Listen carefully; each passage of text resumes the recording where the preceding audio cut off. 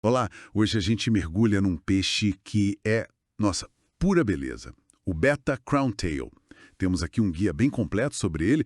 A ideia é entender o que faz esse beta ser tão uau, né? Desde as nadadeiras até o jeito dele e o que ele precisa para viver bem. O nome já entrega, né? Cauda de coroa. Vamos ver isso aí mais de perto. Sim, essa coroa é fascinante, né? É resultado de um trabalho de seleção feito pelo homem a partir do Beta splendens original, aquele peixinho de briga lá do Sudeste Asiático. O Crown Tail herdou essa beleza toda, mas o temperamento forte veio junto. O guia fala muito da aparência dele ser única. Além do tamanho, ali nos 6, 7 centímetros, o que pega mesmo são as nadadeiras, certo? Como é esse efeito de coroa exatamente? Exato, o nome vem daí mesmo. Sabe as madadeiras, a cauda, a dorsal, a anal? Os raios delas, tipo as varetinhas, são bem mais longos que a pele entre eles. Aí ficam essas pontas separadas, que lembram mesmo uma coroa. E as cores, nossa, tem de tudo: azul, vermelho, roxo, até metálicos. Isso vem da genética, claro. Mas a água e a comida também influenciam, sabe? Podem realçar ou apagar um pouco as cores. E geralmente os machos são os mais chamativos, né? Nadadeiras maiores, cores mais vivas que as fêmeas. Entendi. Mas essa beleza toda tem seu preço no comportamento, né? O guia bate bastante na tecla da agressividade.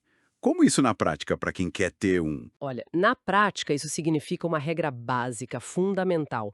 Nunca, jamais, dois machos no mesmo aquário. A briga por território é quase garantida e pode ser fatal para um deles. Com as fêmeas, a coisa muda um pouco. Elas até podem viver juntas, em grupinhos, tipo harém, sabe? Mas aí precisa de um aquário maior, tipo uns 30 litros para umas 3 ou 4, e com muitos, muitos esconderijos para diminuir o estresse e a briga. Mesmo assim, sempre rola uma hierarquia ali e pode ter conflito, sim. Não é garantido que vai ser tranquilo. E colocar ele num aquário com outros peixes, um comunitário. Que tipo de cuidado tem que ter? Ah, aí tem que ter muita, mas muita cautela. Peixe que gosta de beliscar nadadeira? Nem pensar. Tipo alguns tetras mais invocados ou barbos. Esquece. Peixe muito rápido ou agitado também não é bom, estressa o beta. E claro, outros machos de peixes que respiram na superfície, como ele, também não. As nadadeiras do Crown Tail são vindas, mas um alvo fácil, né? Estragam muito fácil. Então a escolha dos companheiros tem que ser assim muito bem pensada. Peixes de fundo, tranquilos, tipo coridora ou tocínculos, ou um cardume pequeno de neon, rasbora. No aquário com bastante espaço geralmente funciona bem, mas sempre observando. Entendido. E isso leva a gente para o ambiente ideal. O guia fala contra aqueles potinhos minúsculos que às vezes a gente vê por aí para beta, né? Qual seria o tamanho mínimo mesmo para um crown tail macho sozinho? E por quê? Pois é, essa história do potinho é triste. O mínimo do mínimo, assim, para ter alguma chance de manter a água estável e dar um espacinho para ele, seria uns 15, 20 litros. Menos que isso é muito difícil controlar a qualidade da água e o peixe não tem espaço para nada. Mas olha, quanto maior, melhor. Sempre. Faz sentido. E a decoração? Plantas, troncos. Sim, plantas naturais são ótimas, ajudam na qualidade da água e servem de esconderijo. Troncos, tocas, tudo que crie refúgios é bom. Um substrato mais escuro também ajuda a realçar as cores dele. Só muito cuidado para não ter nada pontudo que possa rasgar as nadadeiras, que são super delicadas. E equipamento. O que não pode faltar de jeito nenhum. Basicamente, duas coisas são essenciais: filtro e aquecedor com termostato.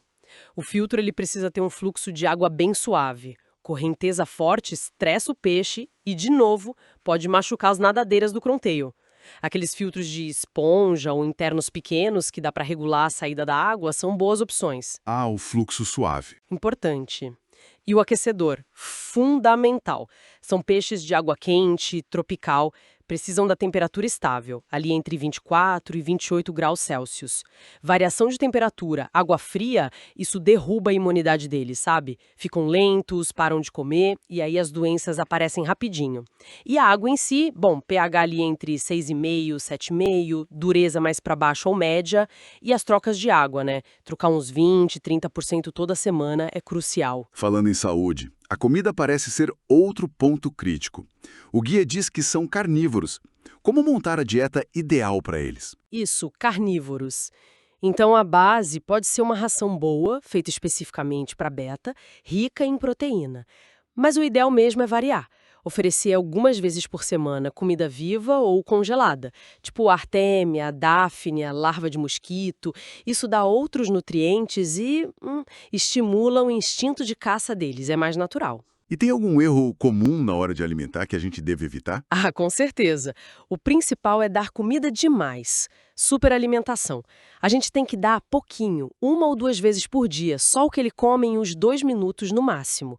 O que sobra não só faz mel para o peixe, engorda, dá problema digestivo, como suja a água muito rápido. E água suja, bom, aí volta tudo, estresse, doença. A famosa podridão de nadadeira, por exemplo, muitas vezes começa por aí, água ruim e estresse. Por isso que a prevenção, cuidar bem do ambiente, é sempre o melhor caminho. Perfeito. Então, resumindo a ópera, o Beta Crowntail é aquele peixe de parar o trânsito com a cauda de coroa, mas tem um gênio forte, precisa de espaço só para ele ou companheiros muito bem escolhidos. E exige um aquário certinho, com água estável, quentinha e comida de qualidade sem exagero. Exatamente. É um peixe que, se você cuida direitinho, ele é até resistente e te recompensa com aquela beleza toda. Mas ele sofre muito e rápido se as condições não forem boas, o que infelizmente a gente ainda vê bastante por aí. Fica então uma reflexão final para quem está ouvindo.